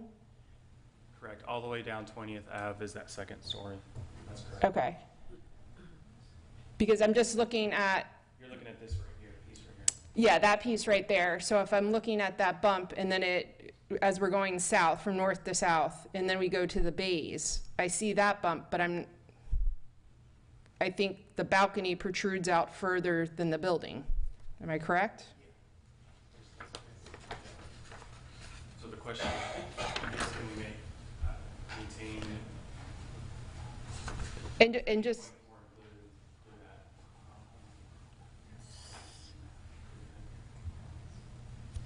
Kristen, while they're talking about Sure. that, since we're on that part of the building, I'm wondering about the sidewalk there. Is it, because there's currently a sidewalk on that street right there. That is correct, yeah. And there is also some utility poles and some things that during staff, when we met, we're trying to discuss, like with parking, as Adam had mentioned, just to make sure we could work within what we currently had or what we'd have to relocate as well. So but is the sidewalk going away in this? No, the sidewalk would remain. It's under the roof line then? It would be right outside of that roof line. Oh, okay. Unless it's pulled back in alignment with the footprint of the base of the building. Correct. So what we're seeing now, and gentlemen, correct me if I'm wrong, but that blue outline, the dash that's there, that's showing the second floor roof line. So when you look at it, that second floor, which consists of the day room, community room, that's actually building. That's a wall. And how many feet deeper is that going, protruding out from the footprint of the building underneath it at that point of 20th Avenue? We can pass this around. Yeah, I'm looking at this on the chart. So what's the difference between where you've got your dark black line out to the blue line? Probably 20 feet or so, because actually we're using that for parking. We're parking underneath that volume In the rear. in the rear. Up there on the north corner. Perhaps it might be better Northeast corner. when I use your floor plan to show.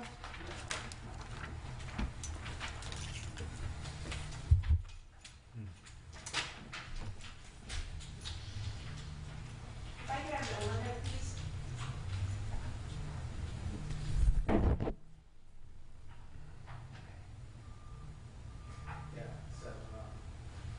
So this, you can jump in here too. So this is the first floor. So you see here, that was that mark you could see on that prior slide that we had up. And then there's parking underneath. But when you flip it over to the second floor, this actually extends all the way back. And then you have this little bump out here, which was shown. But my question was this balcony here in the front, when we're looking at on that previous slide, the 8.4, was it showing from the front property line to here or to here? That was my question. Is it really the outline? It looks like the balcony is not included. That would be part of your setback. That's correct. That's what we're looking at right So instead of 8.4, the requested setback would be less. Meaning they It would be want reduced. It would be like 4. Or they want to, they're even going for a further variance then. yes. Correct. I just don't know the specifics of the Or they're dimensions. changing the size of the balcony. Correct.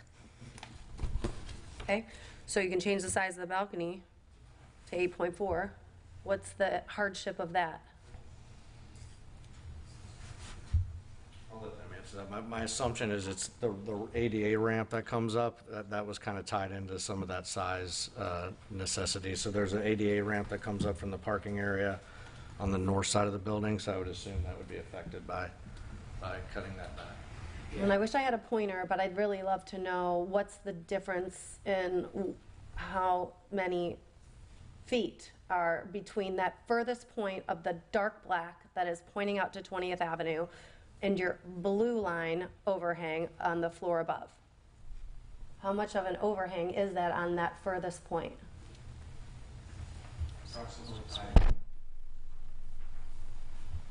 So what if you lose 5 feet all across the top and you align it with the lower part of the building? You're asking from here, from this black line, Yes, to the blue that's right here. correct. That's 5 feet. Okay.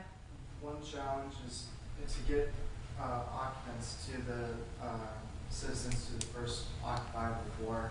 They're going to be transversing steps, and part of adding that balcony overhang was to help protect the steps so that they're not getting rained on as they're entering that portion of the building. There's fewer steps exposed to the sky in that case. Moving it back, there's basically the entire length of steps would have to be completely open to the rain. It's just a potential slippery condition we would try to avoid if we could help it.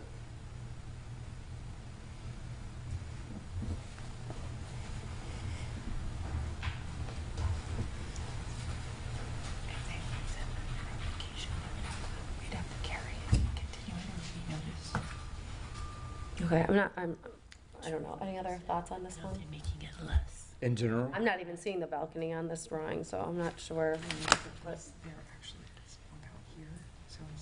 how that is impacting how heavy this building is going to feel on top of everybody on 20th Avenue, but. Less than what they're currently asking for. And they just add to, on the 20th Avenue, you can see the existing building is your 1.5 feet from the right-of-way line, essentially. And what we're asking for is 1.2. So right, it's this definition. This is only now 3, right? So they're, instead of asking for 8, they're only asking for 3. Yep. So it's smaller. And then we're asking, Smaller variance that they're asking for, so you don't have to renotice it. right here. It's larger. For this without, face right within here. the setback. So let's say Okay. it's Which is here, they're bumping 0.3 it out. or We're Why do you need that? Why don't you just at least Yes, then it stick has with your to be- existing setback? Yes, so then you do have to renotice it. I think it came down to just making sure that, there's a certain size of rooms, and you can speak to this maybe a little bit better, but generally speaking, when you got your door openings, your hallways, You there's just minimum continue this sizes, here, and that just and then increases reduce it. across Which from would the be apparatus better. bay. Wait, no, because we would have already. So we're talking about inches, Yes, I would, and you could stick with your existing we would setback. make, we would make that work. You could make that We work. can make that work.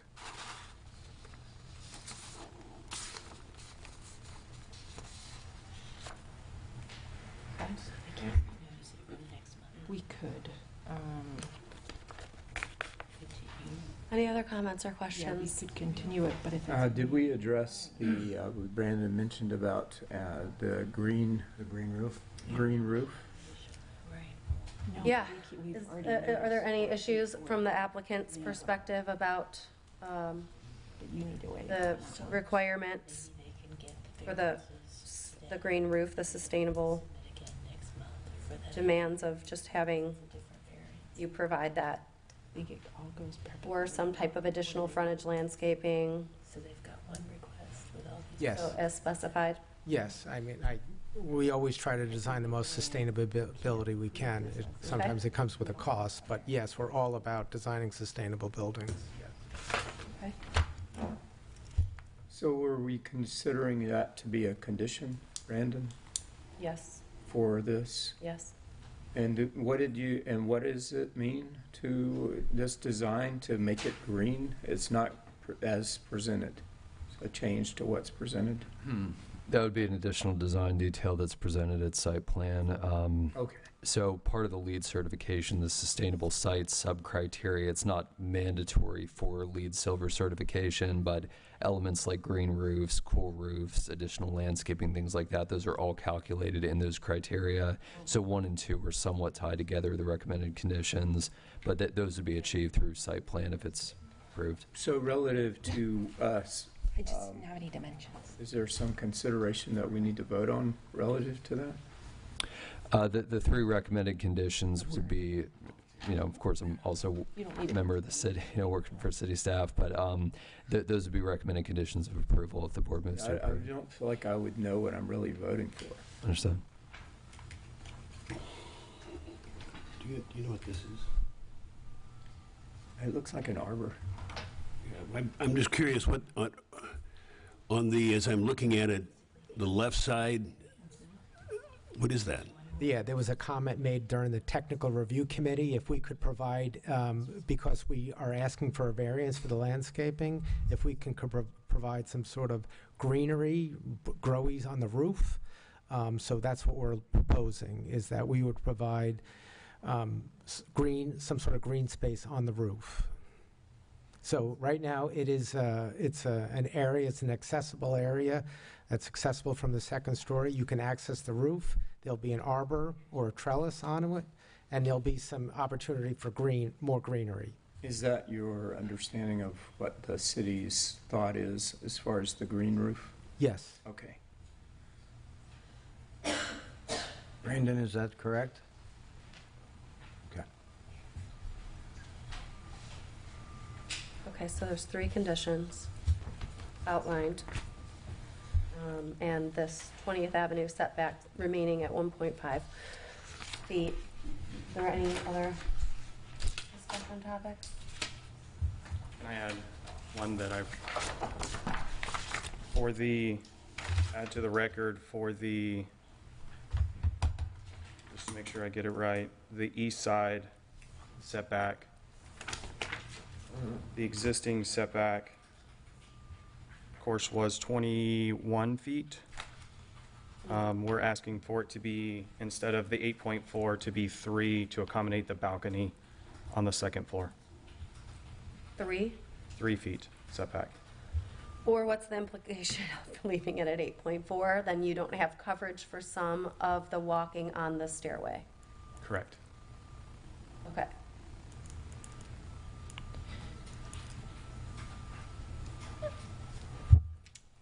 Okay, so Madam Vice Chair, we do have an issue then concerning adding a variance at this meeting without the notice being provided.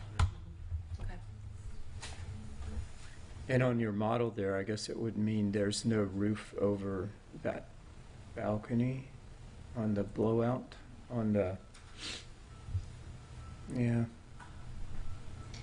Just trying to visualize what we're talking about on your model. Can you point at that? This basically would be pulled back, I think, to here. There probably wouldn't be a balcony on the second floor. And then coming out the front, you would have a short area. I mean, of course, and we were going to fit inside that. I'm sure this would be redesigned somewhere in the middle. We'd have to lose space on the inside to make it work, but we'd have, so we had cover coming out of the building. I guess based on the requested setback, is this something you can make work with the current design in the balcony? Do you want us to proceed with today? I think we need some, I think the attorney needs to inform us exactly what we need to do. If we're already making modifications to the variance that we submitted for, Right. and responding and saying that we're going to modify our variance application, would this not be this, why would this be different, I guess is what I'm saying. I need some. Because it appears that you're changing the amount of the variance to greater than has been noticed and advertised. So your options would be to go ahead and have a continuance of this hearing and re-advertise with the additional variance that you need for the balcony. Alternatively, you could withdraw your application at this point and resubmit the whole thing. And just either way, I think you're going to end up coming back to request that additional approval. Okay. Nancy, I thought they were decreasing the amount of variance they're asking for. My understanding, they haven't really asked for it. So in looking at that as a secondary front, 15 feet is required. They requested a setback of 8.4 feet. Right. From the testimony presented today, they're looking for a 3-foot secondary front yard setback. So unless you feel like there's a design that works with 8.4, then you need to either resubmit or do a continuance. So if we do a continuance, we would just have to renotice for that hearing with the revised setback for that. Is there any information that you want to share as far as the next step and, you know, having now to delay your possible approval moving forward? What is the impact of that? I need to a second to talk to my client, if I can.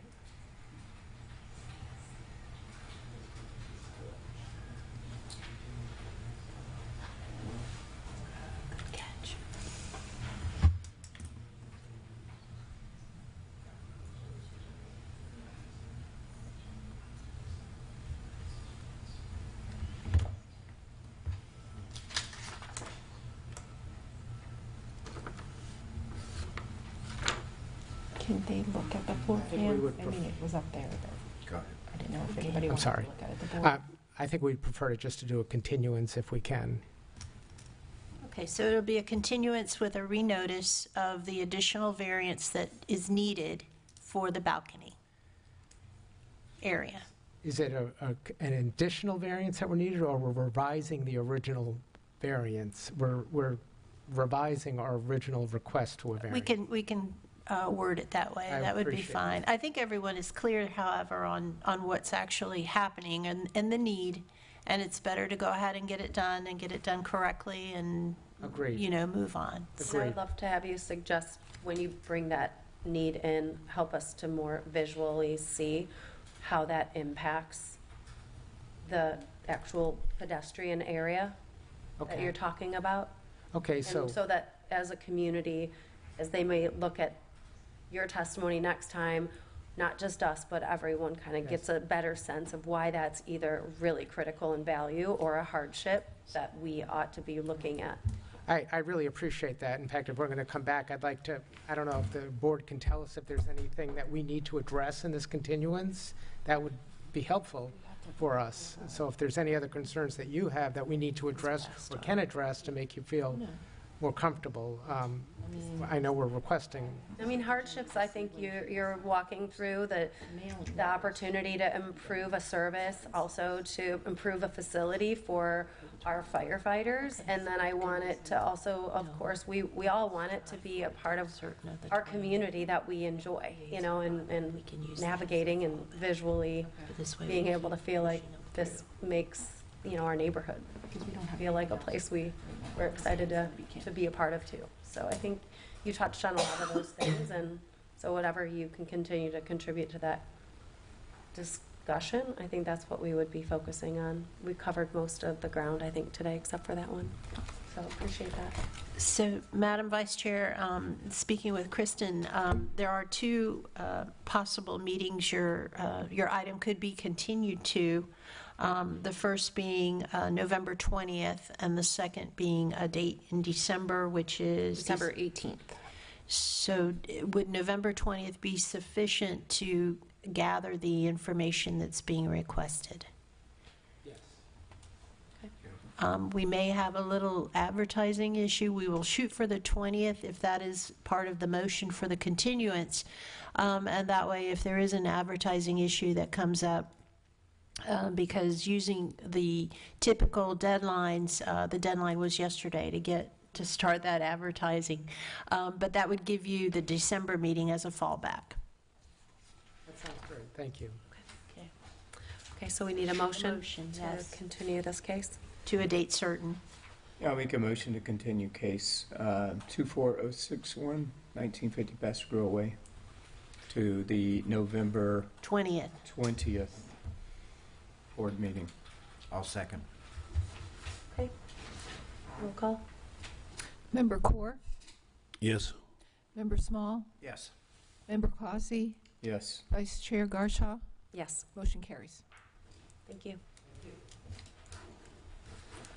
Okay, I think then we have a progress update for our next case of 23072, 2007 Passigrove Way. Oh, did I skip one? No, I did not. No. Okay, good. That's correct. Okay. Good afternoon, everybody. Good afternoon.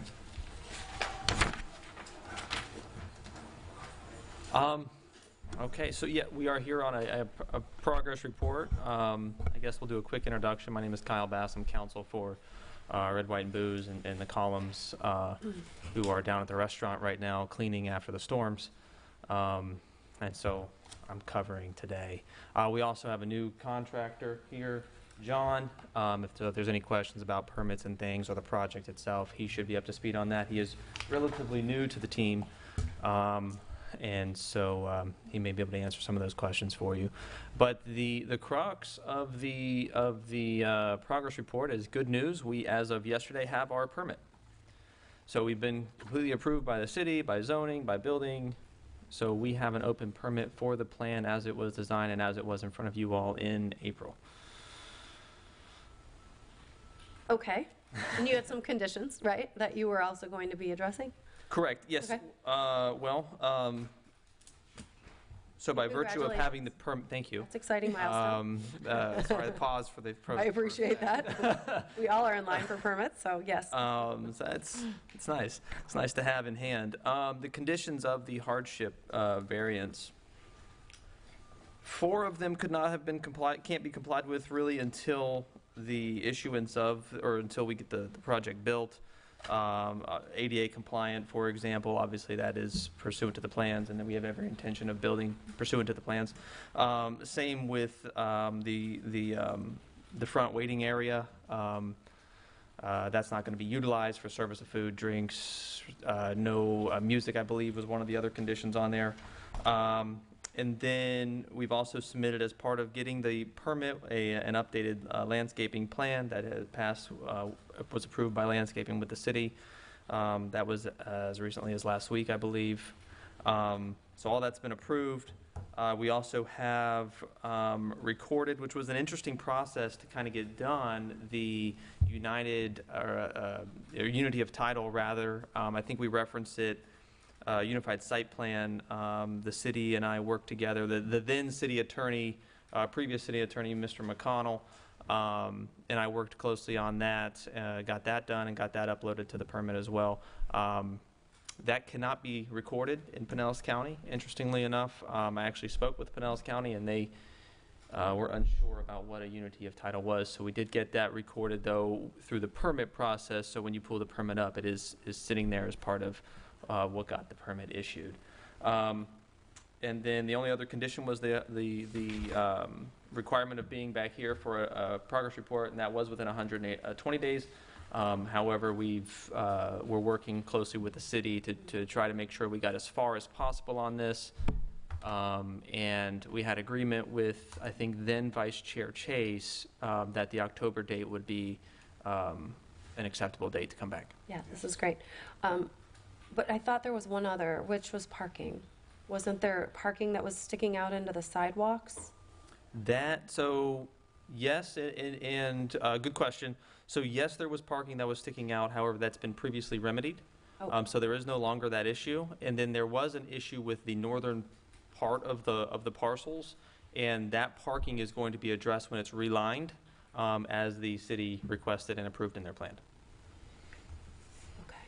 So you're saying the parking infringing on sidewalks has been remedied? Correct. Yes, ma'am. Okay. Did we get everything covered? I'm trying to understand the second part of this, and forgive me for not. Why does it say that the board may modify or revoke the variance? I don't understand what the reason for the caveat is. We had approved the variance, and there was a condition of addressing certain things. So this was a progress report, not thinking we'll be able to accomplish everything in was it about 3 months ago? Or I think It was supposed to be 120 days, but here we are. Right, okay. So that's why this gentleman's back and giving us an update on the progress to remedy some of the things and continue to make progress. So this isn't I don't think this is a decision we could revoke today the variance if we didn't feel like good faith efforts were being made. That's my understanding, yes. So at this point, unless that's something that this board feels concerned with, then. The only thing, I'm very familiar with this property. I've eaten there in its previous incarnation and the current one as well. Is it not true that there was an issue with the loud music being played and that the owner was continuing to pay the fines until finally, and I was told this by my commissioner at the time, they put the volume control into a box that you don't have the key to because nobody trusted that he wouldn't turn the music back up loud. You don't know about that? Well, that did happen. That though. Pardon me? I could speak to that because I was at the commission hearing. I believe that was brought up. That was part of the conditions that were brought up by the commission at the time, the box, and then the key being in control of somebody with the city. I believe the attorney at the time, I think Andrew Dickman was there. He advised against that, and ultimately that condition did not pass. But I can say that I don't really feel extremely comfortable going too in-depth on the sound issue that is the pending lawsuit between us and the city, between Red, White, and Booze and the city, regarding the sound itself. I do see that coming to resolution shortly, though, in short order. Well, the reason I ask that is because I think that there has been some issue about trust with the owner and the city, and that's why I ask about this. And I think hence there's the progress report. So I guess at this point we can continue, maybe you can advise attorney, but we can ask for an additional progress report in another 120 days and continue to maintain the conversation as things progress. You read my mind. Yes, that is an option that you have to do that. Or as you mentioned earlier, if you feel that the condition has not been satisfied, but it does look like they have made progress. Yeah. So, changing your mind on the variance at this stage would be a little bit sticky. Yeah. Okay. So do we have to make a motion for a progress report? Or we just? make a statement that we would request Well, to have a file. The original variance that you had, I believe, had that 120 days. I think, I don't know if you're authorized to go ahead and agree to coming back I am. and just letting them know how things are progressing. Yes, I'm authorized to confirm that, to agree to that, and I would agree to that as well. And we also have the current, like I said, we have the new contractor here today, so if there were any questions about how or when this project was going to start or was planning on starting, that could happen as well. Or we can just come back at the 120-day mark. So is the 120 days, 4 months, is that reasonable? Or do you want it longer, or do you want it shorter? This would be the time to... I think under those circumstances and holidays and things that I would think 120 days feels reasonable and appropriate. And so that would be when, roughly February? That's what I was just doing. And the February meeting? Well, we just approved the 2025 dates, so that would be February 26th. Is that agreeable to the board? Yes. Do we want to go ahead and agree to just have it put on the February 26th docket now? So we don't have to, okay, perfect. Okay. Okay, Thank you, Kyle. thank you. See you in February 26th. Okay, sounds great. Happy holidays. And finally, case number 24042, 3700 Gulf Boulevard.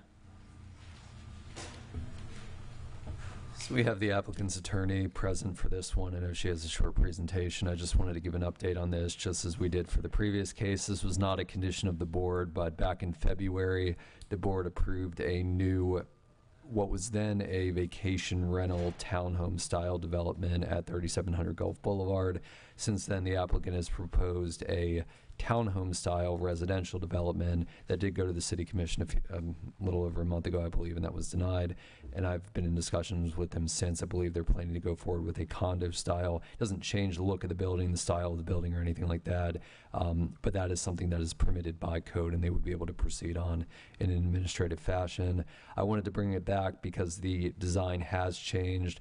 One of the two conditions that were included with the approval was that the design remain the same. I don't consider it a substantive change. There haven't been any additional encroachments. The structure's not any taller. It really relates to the color, some of the design elements, and the location of the balcony walkouts in the front of the structure. So I just wanted to bring it back. The applicant does have a presentation to show the differences in the design. So Brandon, just to clarify, there is no variance changes. This is just an update on the look and feel based on the change. Got it. Hi, good afternoon. Katie Cole with the law firm of Hill Ward Henderson, representing the applicant. As Mr. Berry said, the staff asked us to bring this back to you.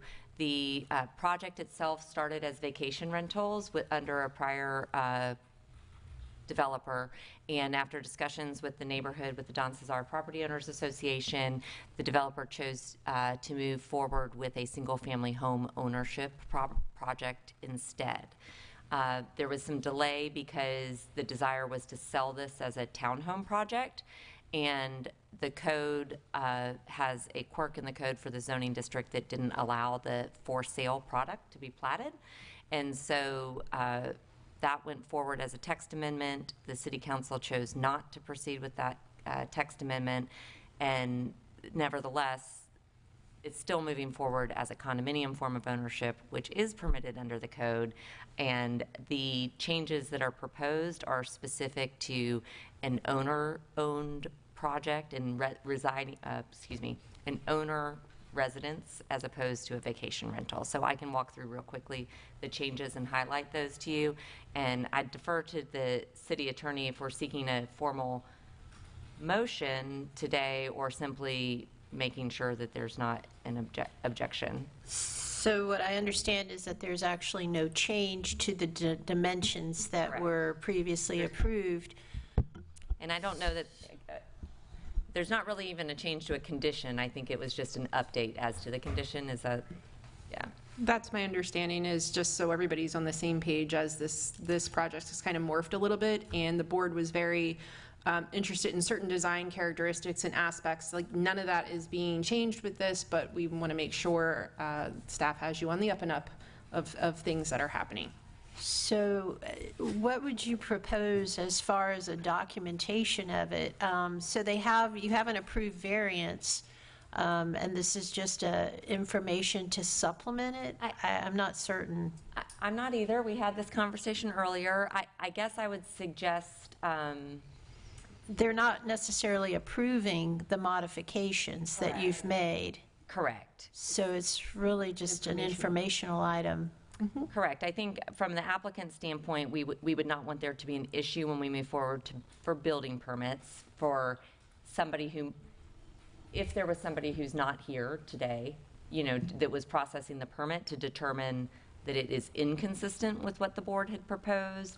But I would think that the minutes of this meeting would suffice, but I don't know. So perhaps the offer of your presentation, your testimony, and the letter that you've provided, that they accepted into the record, and then it would be affixed to this particular variance. That would be sufficient for us. So just basically doing your presentation, and then if there could be a motion to accept it into the record for this property, that would give some type of historical and documentation of it. Thank you. We would appreciate that. Okay. Thank you.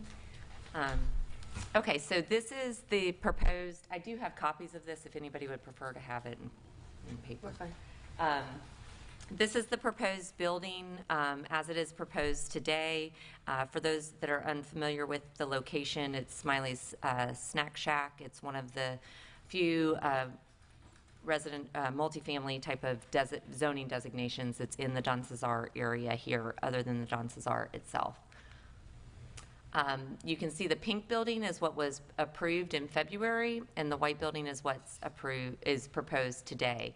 The changes specifically, as you can't really see this very well, as Mr. Berry said, was the balcony was moving from the second floor to the fourth floor, and the windows have changed a bit, and the undulations or the architectural details at the roof line. The balcony change is specific to the interior changes of the building. So when this was a vacation rental, there was a much smaller kitchen proposed. Now that it's proposed to be an owner-occupied product, there's a more traditional larger kitchen, and so that is the interior design necessitated that. This is the site plan that accompanies it. This was the basis of the variances in the past that were approved in February. And here's the revised elevation, so you can see more specifically the movement of the balcony from the second floor immediately above the garage to the fourth floor with the windows there. At the board meeting in February, for those of you who were not here, there was a lot of discussion about the garages, ensuring that there's two-car garage. That's obviously all remaining. A minimum of 2 cars would fit in the garages. And really, this, I think, shows the best change. So we're happy to answer any questions. Excuse me. It's the color and the balcony, so. We're happy to come back and have you all see this, and anxious to move forward with the project. So do you have any questions? Concerns? I hate to ask if there's concern. I don't like to ask questions I don't know the answer to, but discussion it today. is. Okay. Well, I'd make a motion to receive this as our review and enter it into the record. Mm-hmm. For case number 24042, 37 and Gulf Boulevard. We can second that motion. Member Causey? Yes. Member Corr? Yes. Member Small? Yes. Vice Chair Garshow? Yes. Motion carries. Thank you. Thank you all very much. Okay, unless there's anything else. Nothing else. We just have our meeting, which the only application now will be the fire station. Otherwise, we would have been canceling that meeting would be for the 20th of November. Okay.